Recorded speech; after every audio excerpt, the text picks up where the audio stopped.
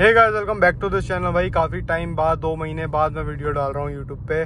और जैसे कि वीडियो के टाइटल से आप समझ गए हो कि भाई अपनी गाड़ी 15,000 किलोमीटर चल चुकी है और गाड़ी को 1 साल भी हो चुका है। तो क्या एक्सपीरियंस रहा इन 1 साल में, वो आज आपको इस वीडियो में बताने वाला हूँ। अगर आप भी सोच रहे हो ग्रैंड विटारा या हाईराइडर लेने का 2024 में, तो ये वीडियो आपके लिए काफ़ी हेल्पफुल रहने वाली है। अब मैं आपको ये भी बता दूँ, grand Vitara Hyryder almost same गाड़ियाँ हैं, कुछ फ़र्क नहीं है दोनों गाड़ियों में।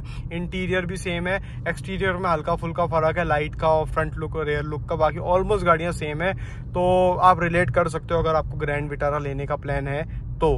ठीक है, मेरी गाड़ी है ये। मैं जो नए व्यूअर्स हैं उनको बता दूं, ये टोयोटा हाईराइडर ई नियो ड्राइव है, मतलब बेस वेरिएंट है।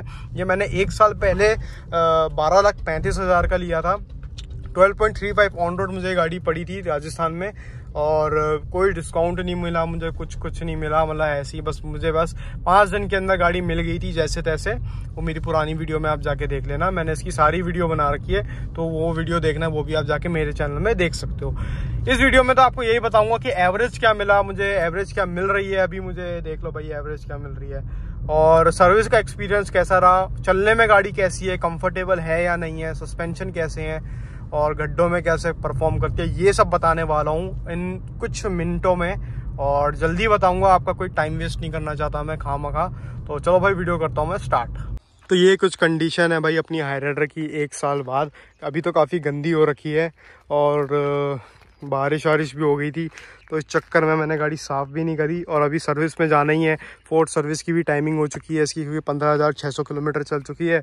तो फोर्थ सर्विस भी इसकी करा देंगे। हर 5,000 और 10,000 किलोमीटर में होती है। 5,000 में माइनर और 10,000 में मेजर सर्विस होती है, एज़ पर जो मेरे को सर्विस एडवाइज़र ने बताया था उसके हिसाब से मैं बता रहा, क्योंकि इससे पहले मेरे पे थी टाटा टिगोर, वो होती थी हर 15,000 किलोमीटर में मेजर सर्विस, और हर 6,000 किलोमीटर या हर 7,000 किलोमीटर के आसपास उसमें माइनर सर्विस होती थी। वो माइनर में कराता ही नहीं था, क्योंकि उसकी वारंटी आउट हो गई थी 2 साल के बाद, तो उसमें सिर्फ मेजर सर्विस में कराता था। लेकिन इसकी 3 साल की वारंटी है, क्योंकि ये टोयोटा हाईराइडर है, तो कंपनी इसमें 3 साल की वारंटी देती है। अगर आप ग्रैंड विटारा लोगे तो उसमें आपको 2 साल की कंपनी वारंटी देती है, बाकी आप एक्सटेंड करा सकते हो 2 साल और। तो पहले कंडीशन देख लो भाई, इन 1 साल में क्या कंडीशन है, कितने स्क्रैच लगे कितने नहीं लगे, वो सब देख लो भाई। हल्के फुल्के स्क्रैचेस तो लगे हैं, देखो क्यों झूठ बोलूँ मैं, हल्के फुल्के स्क्रैचेस तो लगी गए हैं, लेकिन कुछ मेजर इम्पैक्ट अभी तक तो आया नहीं है। बाकी भाई फ्यूचर का तो देखो कुछ अता पता नहीं रहता। अब माइनर दिखा दूँ, एक कल परसों लग गया था, ये देखो भाई कल लग गया था एक ये स्क्रैच। अब जब गाड़ी धुलेगी तब पता चलेगा कितना डीप है कितना नहीं है। और बाकी एक ग्रिल में भी लग गया था 5-6 महीने पहले, और हल्के फुल्के यहाँ पे लगे पड़े हैं। तो ये स्क्रैचेस तो चलते रहेंगे, हल्के फुल्के स्क्रैचेस है तो भाई कोई दिक्कत नहीं है। मेजर स्क्रैच होते तब ज़्यादा दुख होता है। तो भाई देखो, जो मेरे नए व्यूअर्स हैं ना, उनको मैं बता दूँ कि ये गाड़ी मैंने उदयपुर से ली थी 12.35 ऑन रोड। 5 दिन में मुझे गाड़ी मिल गई थी, जैसे तैसे मिल गई थी भाई। और अक्टूबर में मैंने गाड़ी ली थी 2022 में, और बहुत मतलब पूछो मत कैसे इधर उधर फ़ोन लगाए तब जाके ये गाड़ी मुझे अवेलेबल हुई थी।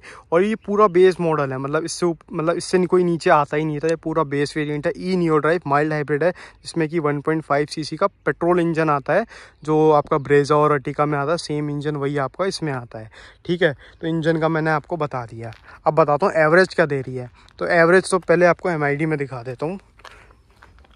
एमआईडी में देखो, इसकी एमआईडी झूठ नहीं बोलती, मैं आपको पहले बता दूं, क्योंकि इसका मैंने टैंक टू टैंक टेस्ट कर रखा है। अगर आपने मेरी पुरानी वीडियो नहीं देखी ना, तो मेरी पुरानी वीडियो देखना, मैंने इसका टैंक टू टैंक वाला टेस्ट कर रखा है। इसकी एमआईडी में सिर्फ 19 से 20 का फ़र्क आता है, उससे ज़्यादा का कोई फ़र्क नहीं आता। अभी मुझे पेट्रोल भी डलवाना है, तो मैं आपको बताता हूँ। और ये देख लो भाई, किलोमीटर देख लो, 15,600 किलोमीटर चल चुकी है। 19.7 की एवरेज मुझे ये दे रही है। एवरेज के मामले में ना ये गाड़ी आपको परेशान नहीं करेगी, इतना मैं गारंटी दे सकता हूँ, क्योंकि क्रेटा सेल्टोस का जो पेट्रोल वेरिएंट है वो काफ़ी सुनने में आया है कि वो 10, 11, 12, 13 से ऊपर की एवरेज नहीं देती। लेकिन ये गाड़ी आपको, अगर आप इसका माइल्ड हाइब्रिड लेते हो ना, तो मैं आपको बताता हूँ, अगर आपकी सिटी में लाइट ट्रैफिक है, आपकी सिटी में ट्रैफिक कम है, तो ये मान के चलो आपको AC में ये 16, 17, 18 के आसपास आराम से दे देगी। और अगर आपकी सिटी में ज़्यादा ट्रैफिक है, जैसे मैं गाड़ी को दिल्ली लेके जाता हूँ कभी कभी, तो वहाँ पे मुझे 14.5 के आसपास की एवरेज ये निकाल के देती है, विद AC की मैं बात कर रहा हूँ। हाईवेज की बात करूँ तो देखो, हाईवे में अगर आप 100-110 की स्पीड मेंटेन करोगे, जैसे कि दिल्ली मुंबई एक्सप्रेस हाईवे में मैं ऐसे लेके गया था, वहाँ पे 120 की लिमिट है। तो 120 में अगर मैं गाड़ी को क्रूज़ करता हूँ ना मैनुअली, क्योंकि इसमें क्रूज़ कंट्रोल तो आता नहीं है, तो मैनुअली अगर मैं गाड़ी को क्रूज़ करता हूँ 110-120 में, तो ये गाड़ी मुझे 18-19 की एवरेज देती है विद AC की बात करूँ। चाहे गाड़ी भरी हो, चाहे गाड़ी में कुछ भी ना हो, सिर्फ मैं ही चल रहा हूँ, तब भी गाड़ी मुझे वही एवरेज निकाल के देती है। और उसी हाईवे में अगर मैं गाड़ी 70-80-90 की स्पीड मेंटेन करूं, तो ये गाड़ी मुझे अप्रॉक्स मान के चलो 21-22 के आसपास की आराम से एवरेज दे देती है। कंपनी क्लेम करती है माइल्ड हाइब्रिड की 21, लेकिन मैं आराम से 21.5-22 के आसपास की एवरेज आराम से निकाल लेता हूँ मैनुअली क्रूज़ करके। तो देखो, एवरेज का तो डिपेंड करता है आप कितने प्यार से गाड़ी को चलाते हो। जितनी लाइट एक्सेलरेशन करोगे, जितने गाड़ी को प्यार से चलाओगे, उतनी गाड़ी आपको एवरेज अच्छी खासी निकाल के दे देगी। हमारे ग्रुप में, हमारे टेलीग्राम में जो ग्रुप है हाई राइडर का, उसमें भी काफ़ी लोग 21-22 की एवरेज निकाल के आ रहे हैं हाईवेज में। हाईवेज की बात कर रहा हूँ, सिटी में जो मैंने बताया वही एवरेज आपको मिलेगी। और अगर आप मान के चलो, अगर आप पहाड़ों में जाते हो, तो पहाड़ों में ये एवरेज देगी 13, 13.5, 14 के आसपास की एवरेज निकाल के देगी।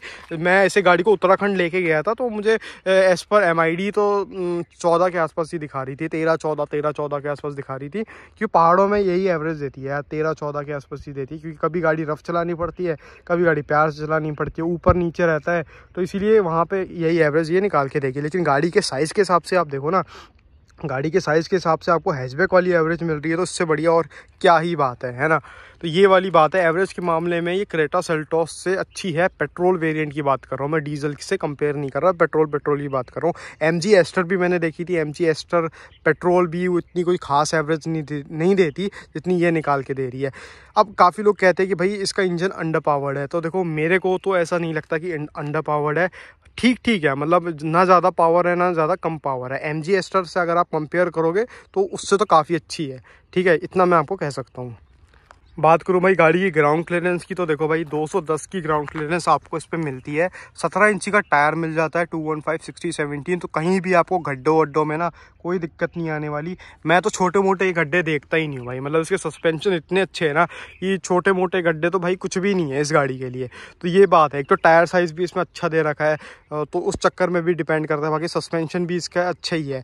अब देखो, ये गाड़ी बस वही है कि मतलब ये मारुति और टोयोटा की कोलैबोरेशन में ये गाड़ी है। ये पूरी प्रॉपर टोयोटा की गाड़ी नहीं है, मैं आपको पहले ही क्लियर कर दूं। जो इसका स्ट्रॉन्ग हाइब्रिड आता है उसे कह सकते हो, क्योंकि उसमें टोयोटा का इंजन आता है, टोयोटा की टेक्नोलॉजी आती है स्ट्रॉन्ग हाइब्रिड में। लेकिन ये है माइल्ड हाइब्रिड और ये है बेस वेरिएंट, तो ये कह सकते हैं कि ये मारुति की ही है, बस इसका फ्रंट लुक और रीबैजिंग कर रखी है, तो टोयोटा में सर्विस होने जाती है ये गाड़ी। ये चीज़ है इसमें। मतलब इन 1 साल में ना मुझे गाड़ी ने इतना कुछ खास परेशान नहीं किया। जहाँ परेशान किया है ना, वो तो देखो हेडलाइट तो मैंने अपग्रेड करा ली है। दूसरा मुझे इस गाड़ी ने परेशान किया इसकी इंटीरियर क्वालिटी। इसकी इंटीरियर क्वालिटी बिल्कुल भी अच्छी नहीं है। जब ये गाड़ी नई ली थी तब मुझे इसका आइडिया नहीं था, लेकिन अब गाड़ी को 1 साल हो चुके हैं, तो मैं आपको बता देता हूँ। हल्का सा भी अगर आपका रफ हाथ लग गया या रफ फिंगर आपकी ऐसी स्लिप हो गई तो स्क्रैच वहीं लग जाएंगे। मैं आपको दिखा देता हूँ ये स्क्रैच, अगर आपको ये दिख रहा हो तो ये स्क्रैच, ये ऐसी उंगली ऐसी स्लिप हो गई थी और उसी में ये स्क्रैच लग गया। और भी दिखा देता हूँ, यहाँ पर स्क्रैच लगे पड़े हैं, अगर आपको ये दिख रहा हो तो ये देखो मतलब ऐसे बहुत स्क्रैचेस है जो इनके ना पैनल्स में आ जाते हैं। ये यहाँ पर भी है, मतलब अगर आपका हाथ लगेगा तो स्क्रैच तो लगेगा ही लगेगा, अगर आपका रफ हाथ लग गया तो इसीलिए आपको ये थोड़ा मेंटेन करके चलना पड़ेगा। इनकी प्लास्टिक क्वालिटी बिल्कुल भी अच्छी नहीं है। अगर आप क्रेटा सेल्टोस से कंपेयर करते हो तो उनकी तो प्लास्टिक क्वालिटी बहुत अच्छी है। इनकी तो मतलब टिपिकल मारुति वाली ही इनकी प्लास्टिक क्वालिटी है। यही चीज़ मेरे को परेशान करती है, क्योंकि 5 साल टिगोर रखने के बाद मुझे कभी भी ऐसे स्क्रैचेस मेरे को मेरी गाड़ी में नहीं मिले, तो ये मुझे काफ़ी कमी लगती है इनकी। और एक और मैं आपको कमी दिखाता हूँ, अगर आपको ये दिख रहा हो तो ये देखो गैप है यहाँ पे, ये दिख रहा है आपको, ये गैप है, ये मैंने दिखा दिया। ये अगर आप शोरूम में भी देखोगे ना, ये गैप आपको दिखेगा।